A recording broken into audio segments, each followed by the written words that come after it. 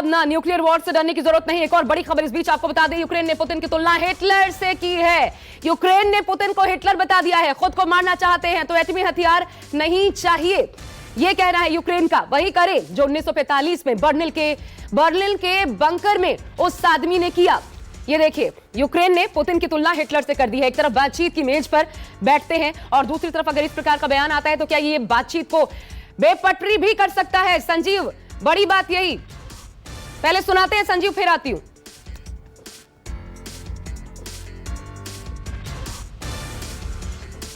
Following Putin's order to put and alert Russian nuclear forces, what a madness! If he wants to kill himself, he doesn't need to use nuclear arsenal. He has to do what the guy in Berlin did in a bunker in May 1945. और एक और बड़ी खबर इस बीच, Ukraine पर कब्जा नहीं करना चाहते हैं पुतिन। आपको बता दें, ये जो खबर सामने आई थी, इस पर अपडेट सामने आ रही है। संयुक्त राष्ट्र महासभा में रूस ने ये कहा है, संयुक्त राष्ट्र महासभा में रूस की तरफ से कहा गया, यूक्रेन में नरसंहार रोकने की कोशिश कर रहा है रूस। यह कहा गया है, यूक्रेन पर हम कब्जा नहीं करना चाहते बल्कि नरसंहार रोकने की हम कोशिश कर रहे हैं। संयुक्त राष्ट्र महासभा में यह बड़ी बात रशिया की तरफ से कही गई है कि यूक्रेन में नरसंहार रोकने की हम कोशिश कर रहे हैं, कब्जा करना हमारा मकसद नहीं है। और यह बड़ी बात जो कि रशिया कह रहा है, क्योंकि पूरी दुनिया इसी तरीके से समझ रही है कि अगर वहां पर नरसंहार हो रहा है, लोग मारे जा रहे हैं, आमजन भी निशाना बन रहे हैं, तो सिर्फ और सिर्फ इसके पीछे कारण रशिया है। Украина в наши планы не входит. Цель этой спецоперации – защита людей, которые на протяжении 8 лет подвергаются издевательствам и геноциду со стороны киевского режима. Для этого необходимо осуществить демилитаризацию и денацификацию Украины. Мы также будем стремиться предать суду тех, और अब आपको बताते हैं एक और बड़ी खबर इस बीच जो सामने आ रही है। अमेरिका की रूसी राजनयिकों पर बड़ी कार्रवाई देखने को मिली है। 12 रूसी राजनयिकों को सस्पेंड कर दिया है। अमेरिका ने 12 रूसी राजनयिकों को गैर राजनयिक गतिविधियों को लेकर यह कार्रवाई की गई है। अमेरिका की रूसी राजनयिकों पर यह बड़ी कार्रवाई, संयुक्त राष्ट्र के मिशन पर ये सभी थे। और चलिए अब हम इस चर्चा को और विस्तार देते हैं। मेरे साथ संजीव त्रिवेदी लगातार बने हुए हैं न्यूज रूम से, मेरे वरिष्ठ सहयोगी, और दो खास मेहमानों को आप स्क्रीन पर देख सकते हैं, major general retired Sanjay Soi और major general retired Ajay Chaturvedi ji. आप दोनों का बहुत बहुत स्वागत है। संजय सर, मैं आपके पास पहले आना चाहूंगी और शुरुआत, ये जो पूरा सिनेरियो बनता हुआ नजर आ रहा है और अब तक जितने भी अपडेट्स देखने को मिले हैं, ये किस ओर इशारा कर रहे हैं? क्या आपको लगता है कि बातचीत से बहुत ज्यादा उम्मीदें दुनिया करे, क्योंकि यूक्रेन की तरफ से हिटलर बताया जाता है। अभी रूस को हमने देखा, 63 किलोमीटर लंबा काफिला कीव के बाहर खड़ा है, हालांकि 2 दिन से खड़ा है, संजीव बता रहे थे, लेकिन फिर भी मकसद समझ आता है। और एक तरफ बातचीत की मेज पर दोनों का सामने होना, दूसरी जगह भी तय हो गई, अगली दौर की वार्ता कहां होगी, यह बातचीत बनेगी क्या? इन परिस्थितियों में उम्मीद की जा सकती है? देखिए आशा जी, बातचीत होती रहे, बड़ी अच्छी बात है, क्योंकि कहीं ना कहीं शायद थोड़ी उम्मीद हो जाए। हालांकि जो वास्तविकता है और जिस प्रकार के हालात हैं, जिस प्रकार से रशिया का बिल्डअप है और जिस प्रकार से संजीव जी अभी बता रहे थे कि पश्चिमी देश लगातार सपोर्ट दे रहे हैं, हथियार भेज रहे हैं, और जो स्टेटमेंट आ रहे हैं यूक्रेन की तरफ से कि पुतिन को हिटलर कहा जा रहा है, उसको देखते हुए आशा बहुत धूमिल हो जाती है। क्यों ये जो, लेकिन एक चैनल हमेशा खुला रहना चाहिए, मेरा ये मानना है। अभी जो रशिया ने बिल्डअप किया है, जैसा हम देख रहे हैं कि बाहर 63 किलोमीटर लंबा कॉन्वॉय, ये कोई छोटा मोटा कॉन्वॉय नहीं है। आप सोचिए कितना बड़ा जमावड़ा फौज का किया हुआ उसने, कि एक तरह से मसल फ्लेक्सिंग हो रही है। और ये मैं ये कहूंगा कि जो रुकने वाली बात है, इसके पीछे ये भी कारण हो सकता है कि वो चाह रहे हैं कि सिविल इलाके पर, क्योंकि कीव एक बिल्टअप एरिया है, बिल्टअप एरिया की लड़ाई में रशिया नहीं फंसना चाहता है, बिल्टअप एरिया की लड़ाई में रशिया नहीं उलझना चाहता है। वहां बहुत समय लग जाएगा, वहां पर उनको काफी नुकसान उठाने पड़ सकते हैं। और जिस प्रकार से यूक्रेन की तैयारी है गुरिल्ला वॉरफेयर की, जैसे संजीव भी बता रहे थे, man portable anti tank weapon system है, मोलोटोव कॉकटेल है, और सभी सिविल पॉपुलेशन, जो मेल पॉपुलेशन वहां रह गई है, उनको हथियार पकड़ा दिए गए हैं। तो जो बिल्टअप एरिया की लड़ाई मुश्किल हो सकती है। इसीलिए रशिया जो है मसल फ्लेक्सिंग कर रहा है और मिसाइल और हवाई हमले और हेलीकॉप्टर्स के द्वारा हमले कर करके उनकी जो मिलिट्री की फाइटिंग कैपेबिलिटी है उनको खत्म किया जा रहा है। ठीक है रशिया सर। सही में ठीक है, अब मैं सबसे महत्वपूर्ण सवाल पे आ जाती हूं, वो सवाल जो कि दुनिया भी पूछ रही है और जिस पर अभी अभी हमने सुनवाया, जो बाइडेन ने जो कहा, उनसे पूछा एक पत्रकार ने कि क्या परमाणु युद्ध के हमले का डर है अमेरिका को। जो बाइडेन का सिर्फ इतना सा जवाब था नहीं, अजय सा आपको इंक्लूड करते हुए ये जो स्टेटमेंट है जो बाइडेन ने जो कहा, नहीं, लेकिन क्यों अमेरिका बेपरवाह क्यों नजर आ रहा है? एक तरफ ट्रायड को एक्टिवेट कर देना व्लादिमीर पुतिन का, दूसरी तरफ तीनों सेनाओं के प्रमुख से मुलाकात करना। देखिए, ये जो लड़ाई होती है, ये जो दिखता है और जो होता है और जो करना चाहते हैं, वो तीन अलग अलग चीजें होती हैं। पहली चीज, इसमें कुछ चीजें हम लोगों को बड़ी क्लियरली समझ लेनी चाहिए। जब आप दिखा रहे हो कि 63 किलोमीटर 64 किलोमीटर का एक कॉन्वॉय चल रहा है, इसका मतलब यूक्रेन की एयरफोर्स जीरो है। नहीं तो उस 64 किलोमीटर को कभी भी वो बर्बाद किया जा सकता था। उनके पास कोई एयरफील्ड नहीं है, कुछ नहीं है। तो ये जो पोस्चरिंग वेस्ट कर रहा है वो एक वेस्ट पोस्चरिंग है। 63 किलोमीटर सैटेलाइट से में जो सबको कोई भी देख सकता है, नंबर 1। नंबर 2, जो ये कहा जा रहा है कि इतना स्लो क्यों हो रहे हैं, अगर आप कैजुअलिटी रेट देखिए, यूएन कहता है 102 आदमी मरे हैं कीव में, यूक्रेन कहता है कि 356 आदमी मरे हैं कीव में और 1500 उनके घायल हुए हैं। अगर 6 दिन की लड़ाई अगर ये बुरी तरह हो रही होती तो क्या सिर्फ 356 आदमी मरे होते? इसका मतलब रशिया भी बहुत ही सोच समझ के, आप देखिए कि वहां से ट्रेन जो है बॉर्डर के लिए चल रही हैं, बसेस चल रही हैं। इसका मतलब जो कोलेटरल डैमेज है वो तो है, लेकिन रशिया भी बहुत केयरफुल है कि वो सिविलियन कैजुअलिटीज को मिनिमाइज करना चाहता है। नंबर 2। नंबर 3, जो एक आप और गौर कीजिए कि जहां उन्होंने ट्रायड को तो किया, वो एक पोस्चरिंग रशिया की तरफ से है। अमेरिका कह रहा है हम भी बिल्कुल तैयार हैं, तो वो उनकी तरफ से पोस्चरिंग है। लेकिन आप क्या, जो आप देखिए कि जो उन्होंने वैक्यूम बॉम्ब, जो फादर ऑफ ऑल बॉम्ब जैसे रशियंस बोलते हैं, जो कि फ्यूल एयर एक्सप्लोसिव बेस्ड है, उसका इस्तेमाल लोगों ने कहा है कि वहां हुआ है। वो अगर हुआ है, वो each bomb equal to 44 TNT bombs के बराबर है। तो अगर उसका इस्तेमाल अगर होने लगा तो कैजुअलिटीज मैक्सिमाइज हो जाएंगी। तो इसलिए हम लोगों को इसमें बहुत ज्यादा अभी देखना नहीं चाहिए। आज की तारीख में मेरा अपना मानना है कि रशिया एक टैक्टिक्स पे चल रहा है, और ये जो इंफॉर्मेशन वॉरफेयर वेस्ट की तरफ से चल रही है वो एक अलग ढंग है।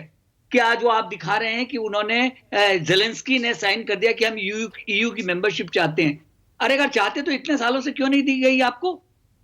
रशिया के जो उन्होंने मैक्रोन को बोला है कि भाई हमारे 2 सिक्योरिटी कंसर्न्स हैं, एक ये कि नेटो की मेंबरशिप नहीं होनी चाहिए, दूसरी जो क्राइमिया है उस पे जो हमारी जो पोजीशन है उसको आप एक्सेप्ट करो। तो वो स्टार्ट पॉइंट है।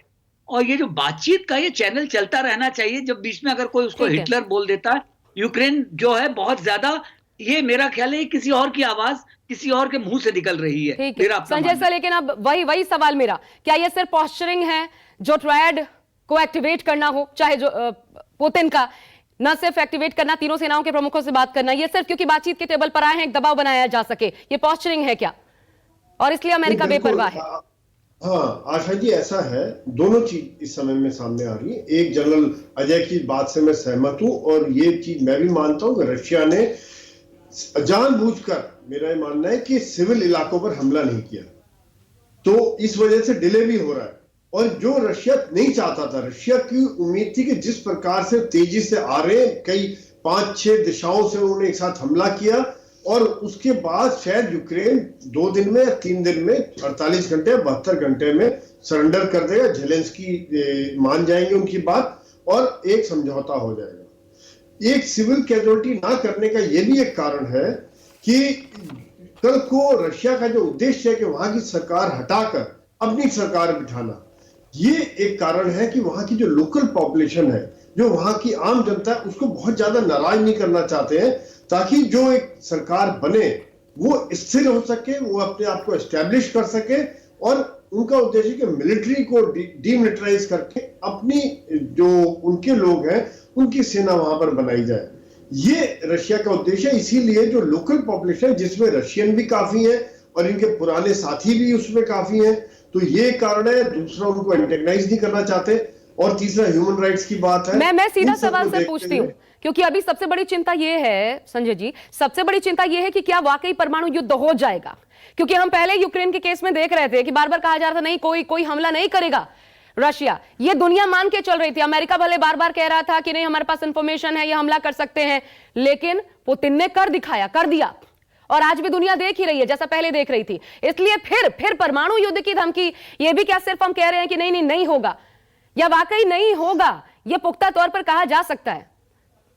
नहीं, ऐसा है कि पुख्ता तौर पर तो कुछ भी नहीं कहा जा सकता। आज की जिस तरह से हालात है, जिस तरह से एक फेज वाइज डेवलपमेंट होता जा रहा है, बढ़ती जा रही है टेंशन।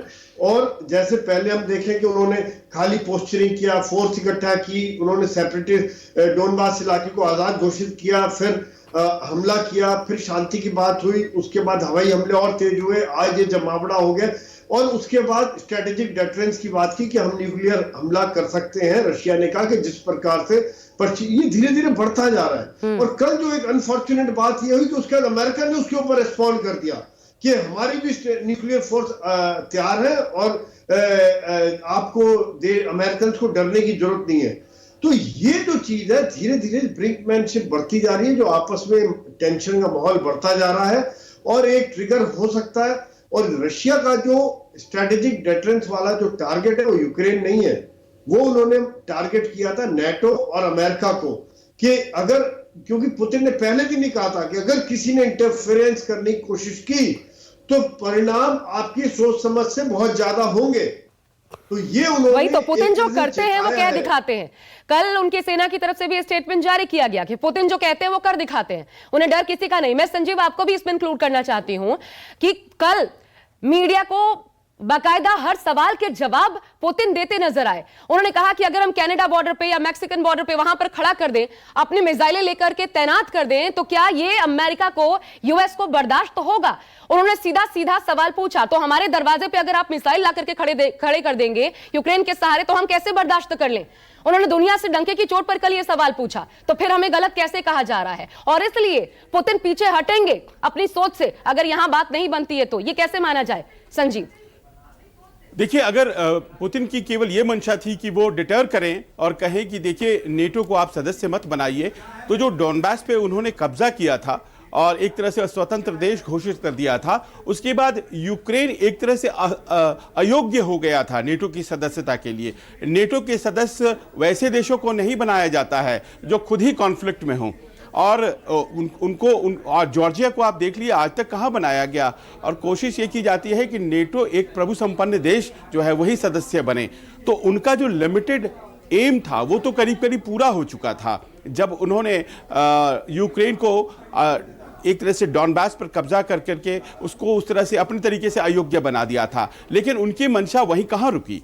वो जो कहते हैं कि हमारी सुरक्षा कंसर्न्स थे, वो तो बढ़ते चले गए। आज की तारीख में फर्ज कीजिए अगर वो ये सोच रहे हैं कि वो झंडा फहरा देंगे, हालांकि ऐसा नहीं कह रहे हैं वो, लेकिन अगर वो झंडा फहरा देंगे तो क्या उनकी सीमाएं नेटो से नहीं सट जाएंगी?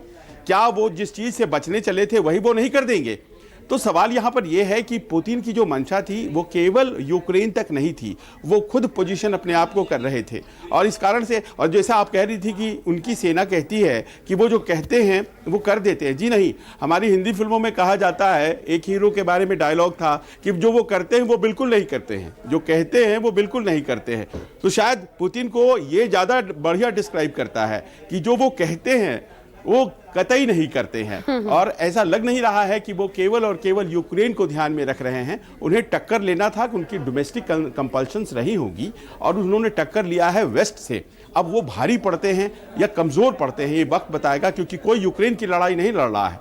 यूक्रेन की लड़ाई केवल यूक्रेनी लड़ रहे हैं, बाकी दोनों तो सब वेस्ट पावर्स जो हैं वो रशिया से लड़ रही हैं और रूस वेस्ट से लड़ रहा है। यूक्रेन तो एक छोटा सा मोहरा रह गया है। एक छोटा सा ब्रेक हमें यहाँ पे लेना पड़ रहा है, लेकिन इस बड़ी खबर पर लगातार बने हुए हैं, हर एक अपडेट आप तक पहुंचाते रहेंगे, क्योंकि भीषण तस्वीरें सामने आ रही हैं। 70 सैनिक आज ही यूक्रेन के मारे गए हैं। आगे क्या होता है देखते रहिए न्यूज़ 24 के साथ। ब्रेक के बाद लौट रहे हैं। नमस्कार, मैं हूं मानक गुप्ता। अगर आपको हमारा ये वीडियो पसंद आया हो तो इसे लाइक और शेयर जरूर करें, और हां, हमें सब्सक्राइब और फॉलो करना ना भूलें। ताकि आप देश और दुनिया की कोई खबर मिस ना करें। चाहे कोई ब्रेकिंग न्यूज हो या कोरोना वायरस से जुड़ी कोई भी अपडेट, पॉलिटिक्स हो या आपकी जेब से जुड़ी कोई खबर, इलेक्शन की कोई न्यूज हो, कोई कंट्रोवर्सी हो या फिर कोई वायरल वीडियो, सब कुछ मिलेगा न्यूज़ 24 पर। तो जुड़े रहिए हमारे साथ और देखते रहिए न्यूज़ 24।